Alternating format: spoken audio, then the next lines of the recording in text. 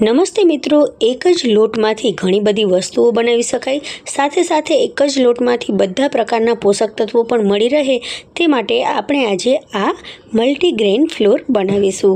તો આ લોટમાંથી તમે રોટલી, પરોઠા, થેપલા, પુડલા કે ઢોસા પણ બનાવી શકો છો। સાથે સાથે જો તમે બાળકોને ખાલી 2 રોટલી ખવડાવશો ને તો પણ તેને બધા જ પોષક તત્વો આમાંથી ખૂબ જ સરળતાથી મળી રહેશે।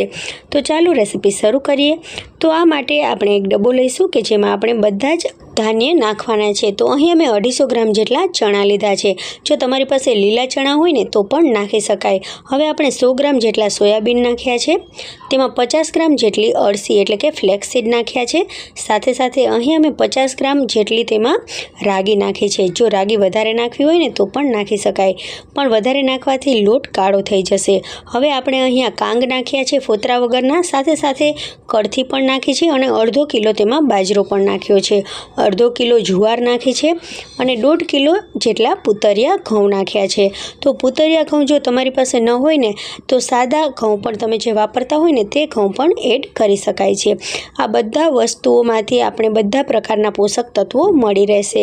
ઉપરથી આપણે 100 ગ્રામ જેટલા તેમાં મખાના પણ એડ કરી દઈશું, તો એકદમ પૌષ્ટિક લોટ બની અને તૈયાર થશે। હવે આ બધી વસ્તુઓને આપણે મિક્સ કરી દઈશું અને જો તમારી પાસે ઘરઘંટી હોય ને તો તમે તેમાં પણ તેને દળી શકો છો અને બહાર પણ કોઈ પણ ઘંટીમાં તમને આ લોટ દળી અને તૈયાર કરી શકો છો।